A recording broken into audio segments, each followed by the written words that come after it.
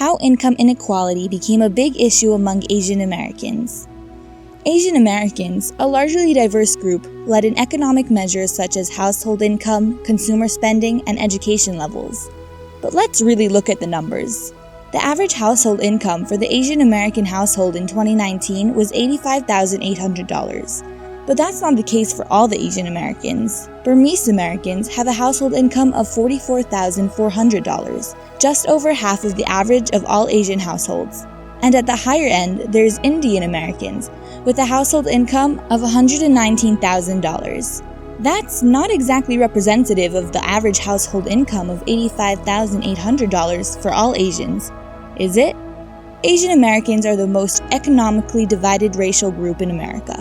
Most national data sets look at the Asian community in aggregate, so according to aggregate data, it would appear that Asian Americans and Pacific Islanders are doing well economically. It completely disguises the realities of what those at the lower end of the economic spectrum are facing. When we categorize all these cultures as Asian American, it leads to generalization and stereotypes. There's a growing inequality in the distribution of income in the Asian American Pacific Islander community, and it creates complications because of aggregate data. The term Asian American Pacific Islanders includes over 40 ethnicities and subgroups. The 6 largest groups in the US are Chinese, Indian, Filipino, Japanese, Korean, and Vietnamese. Asian Americans are the fastest growing racial or ethnic group in the US. They're also the only major group with a rising population due to immigration.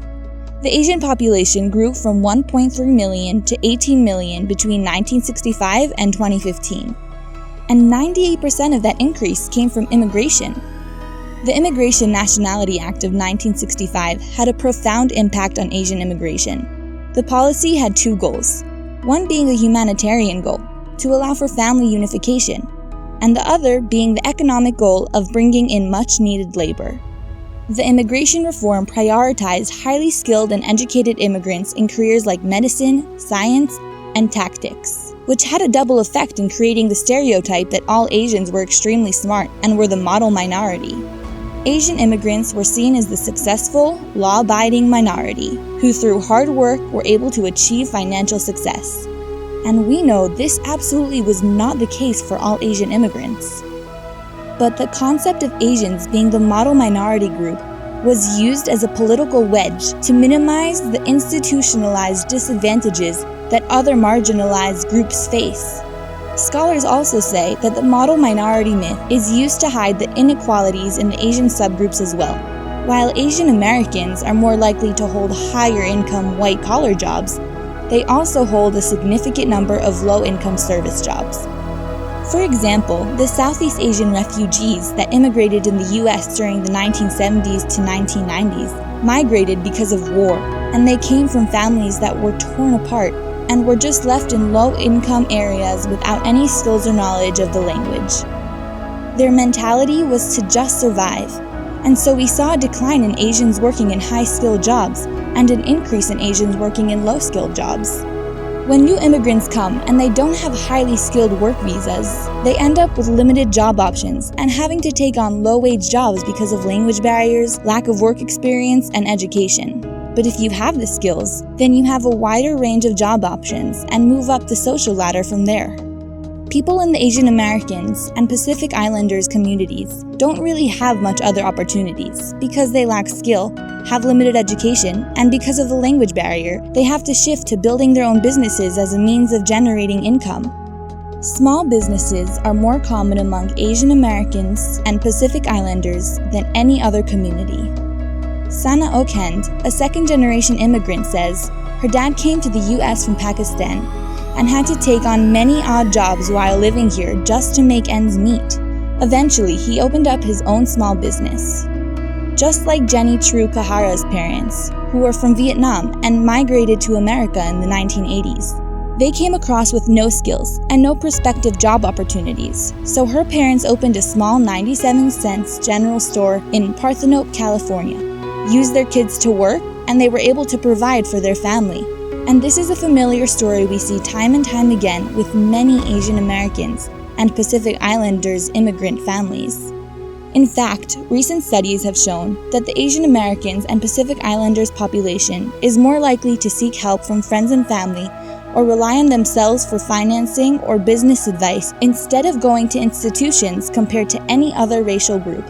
Karthik Ramakrishnan, director at Apai Data and UCR Center for Social Innovation, says that for groups like Taiwanese Americans, Indian Americans, Chinese Americans, because their population are so vastly large compared to smaller populations, their positive outcomes are masking the struggles that many other groups face, like the fact that Burmese Americans, only 16% have a bachelor's degree and 25% live in poverty. They represent the poor subgroup of Asian American Pacific Islanders, and their average household income is $44,400, which is about half of the average income of Asians in the US. Yinu's family moved from Myanmar to New York City in 2009. Her mom had to work lots of minimum wage jobs that were low skill and didn't require English proficiency just to provide for Yin. Her family, like many other Burmese Americans, qualified for food stamps and Medicaid. And like many other Burmese Americans, Yin has had to work since she was 16 years old and is now solely supporting her family. She now has to work 3 jobs while she attends college with federal student aid. Her family has lived in rental properties since they arrived in America, and her goal is to one day buy a house for her mom, a goal she shares with 54% of Burmese Americans. When we look at household income, especially for Asian Americans and Pacific Islanders, chances are that there's multiple income earners within the household, and we see higher rates of overcrowding in these households because there are multi-generational families sharing the space. And we have all these low-income families having to live in high-cost housing markets. What we need to see is more affordable housing that can accommodate families. The good news is that data for Asian American Pacific Islanders have become less aggregated in the past 20 years. In 2000, the census family had separate categories for Asian Americans and Native Hawaiian/other Pacific Islanders. But that's still not enough. Advocates are still calling for better disaggregation of datasets and more accessibility to transparency in the methodology, as well as making sure language access is in place. Is causing the Southeast Asian American Pacific Islander population to experience some of the worst economic effects yet. And because they are more likely to work in gig professions, which have been seriously affected, might prove even harder for this community. The inequalities are only going to get worse for the Asian American and Pacific Islander community as we move out of this into the next year.